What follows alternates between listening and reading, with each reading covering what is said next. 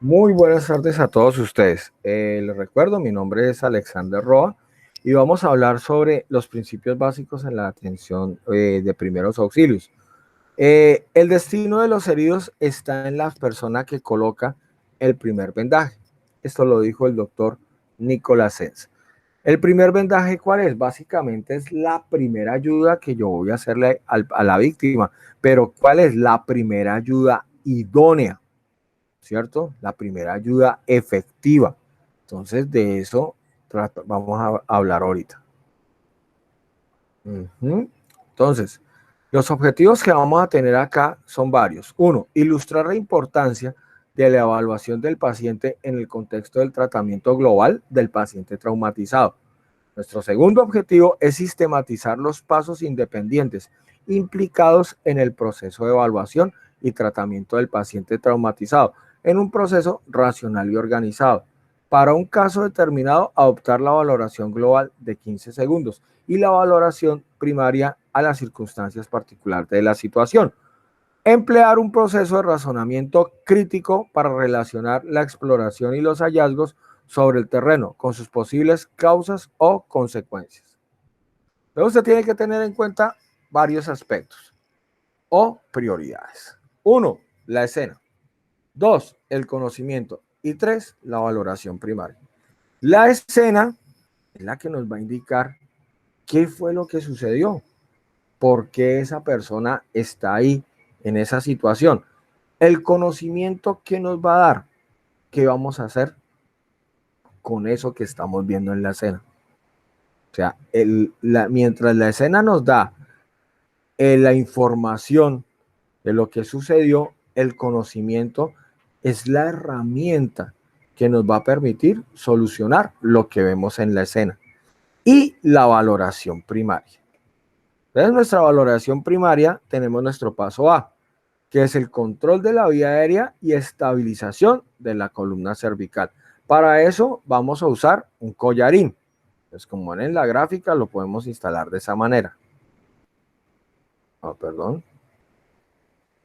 Paso B, respiración. Comprobar si el paciente respira. Si el paciente no respira, que es una apnea, debe comenzar de inmediato la ventilación asistida con un dispositivo de mascarilla, válvula, bolsa, conocido como MBB, con oxígeno suplementario antes de continuar la evaluación. Tiene que asegurarse de que la vía aérea del paciente esté permeable, continuar con la ventilación asistida y prepararse para introducir una cánula orofaringia o nasofaringia, intubar o lograr por otros medios una protección de la vía aérea. Entonces, la cánula orofaringia y nasofaringia y la intubación son medidas invasivas que ¿quién hace? El personal asistencial.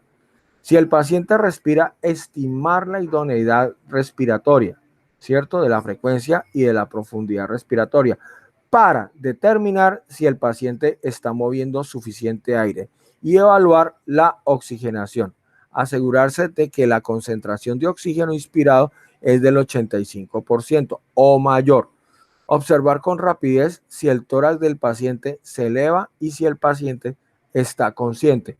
Oírle hablar para valorar y si puede decir una frase completa sin dificultad. Entonces, mire que esas son las cánulas que nosotros tenemos. La cánula nasofaringia, que es la que va en la nariz, el tubo endotraqueal, pues que lo conocemos en estas, con el tema del COVID, porque esto es cuando usted va a una unidad de cuidados intensivos, es la que lo entuban con eso, y nuestra cánula orofaringia. La cánula orofaringia, al igual que el tubo endotraqueal, se le colocan a personas que no tienen estado de conciencia, mientras la cánula nasofaringia se lo puede colocar usted a una persona con estado de conciencia.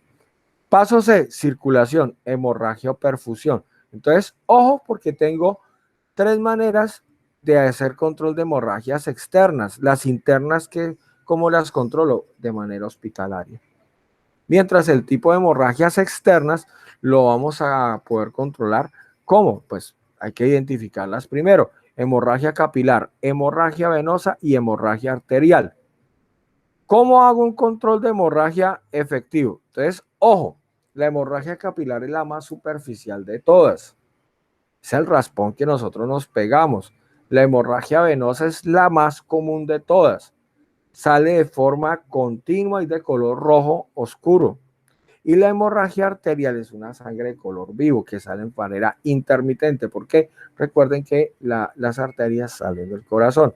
Entonces yo tengo que tener en cuenta la presión directa sobre la herida, ¿cierto? O el torniquete. Ninguno de los dos está descontinuado. El torniquete, lo que pasa es que la gente habla mal del torniquete. Lo malo no es el torniquete, lo malo es el que aplica el torniquete. Y la perfusión, que es el llenado de sangre, de líquido de nuestros órganos, la podemos medir en dos aspectos fundamentales. Uno, el pulso, y dos, la piel.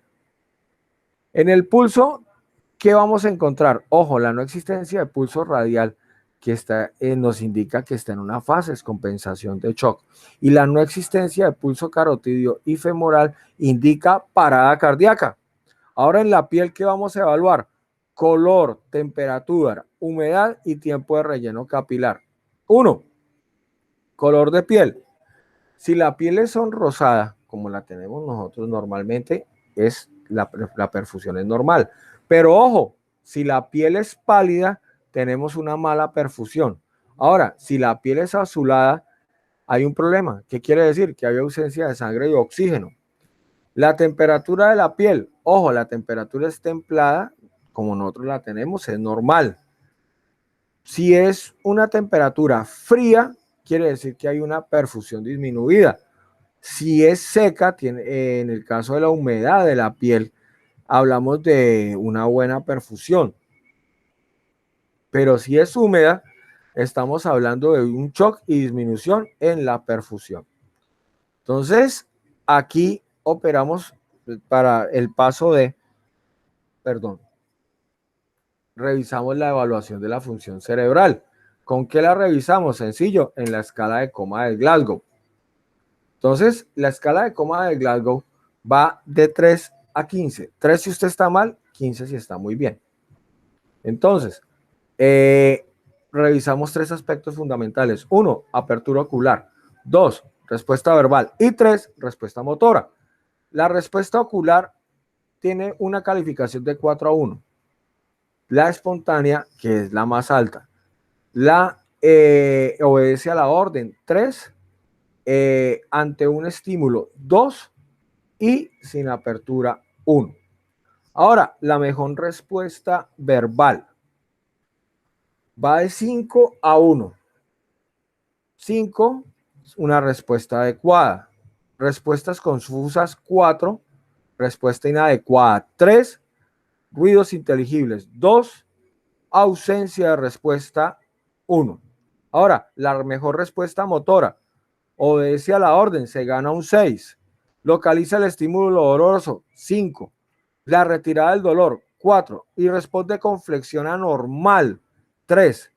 Responde con extensión anormal 2. Y ausencia de respuesta 1.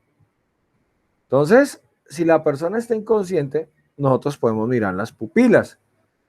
Hay que tener mucho cuidado, ¿por qué? Porque la pupila a mí me da información precisa. Ojo, si las pupilas están dilatadas, estamos hablando de una midriasis. Si las pupilas totalmente están contraídas, estamos hablando de una miosis. Pero si las pupilas, una está contraída y la otra está totalmente abierta, estamos hablando de pupilas asimétricas y eso nos indica un daño severo en el cerebro. Y pues están las pupilas normales. El paso E, exposición al ambiente. Si ven el trazo que yo tengo acá, la ropa se rompe de abajo hacia arriba. Y yo rompo exclusivamente lo que me sirve a mí para el tratamiento de la emergencia. Yo ¿qué es lo que tengo que cuidar? Sencillo, el pudor del paciente. Entonces, ojo, yo no puedo ir a cortar ropa por ir a cortarla. Entonces, eso tiene que quedar como muy claro. ¿Listo? Bueno, esta es la escala revisada del programa. Entonces, para resumir, primero hago una evaluación. En la evaluación de la escena, ¿qué tengo que tener claro? La seguridad y la situación. Yo tengo que hacerme esta pregunta. ¿Yo necesito más recursos? Si sí necesito más recursos, tengo que notificarlo a las instituciones adecuadas. Si no, tranquilo, mantengo mis precauciones estándar y actúo cuando sea necesario.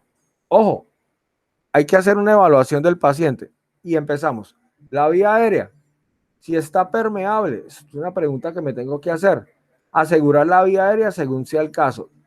Si no está permeable, si sí está permeable, paso a verificar respiración. Y tengo que entender algo, si la frecuencia ventilatoria está entre 12 y 30, tengo que revisar los niveles de saturación de oxígeno. Si la frecuencia va menos de 10, tengo que hacer ventilación asistida. Y si la frecuencia está por encima de 20, tengo que ocultar ruidos ininteligibles. Hemorragia externa.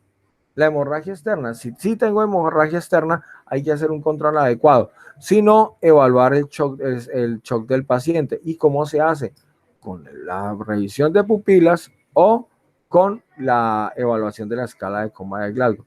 Y pasa a hacer revisión en el ambiente. Ojo, yo tengo que hacerme esta pregunta. ¿Existen riesgos vitales? Sí. Entonces hay que hacer una inmovilización vertebral según esté indicada, considerar el uso de prendas neumáticas, tiempo sobre el terreno no debe pasar los 10 minutos. Iniciar un traslado, reevaluar valoración primaria. En el caso del personal asistencial, implementar sueroterapia intravenosa y centro de atención al trauma si es posible. Si no, evaluamos los signos vitales y los antecedentes amplios. Hacemos una valoración secundaria, reevaluamos la valoración primaria y nos volvemos a hacer una pregunta. ¿Hay riesgos vitales para la salud? Si sí hay riesgos vitales, pasamos al otro lado que habíamos hablado primero. Si no, asistencia definitiva en terreno, inmovilización vertebral según esté indicada, ¿sí? Traslado y centro médico, al centro médico más cercano. Entonces la valoración secundaria tiene que tener esos aspectos importantes. 1, el observar, el escuchar y sentir. 2, los antecedentes amplios. Y 3, la exploración física detallada. Cuando hablamos de los antecedentes amplios, ¿qué estamos hablando? Alergias, medicamentos, antecedentes médicos y quirúrgicos y última ingesta. Entonces, para finalizar, las emergencias siempre son como un iceberg. Usted el iceberg que ve, la punta, ¿cierto? Pero el problema no es la punta, es lo que está debajo de esa punta. Así nos pasa con los primeros auxilios. En el caso que tenemos acá, hay una evisceración. El problema no es el estómago salido. El problema es cómo vamos a proteger ese órgano para que no exista una lesión más profunda después y podamos salvar la víctima. Y en el otro lado hay una persona que tuvo un accidente, ojitos morados, ¿cierto? Cuando ustedes vean eso y vean en caso de un caballero, esto una erección y relajación de esfínteres. En el caso de una mujer, la relajación de esfínteres, ¿qué quiere decir? Que hubo un daño cervical severo. Muchas gracias por el espacio que me dieron. Espero que estos videos hayan sido pues de su agrado, algo muy puntual.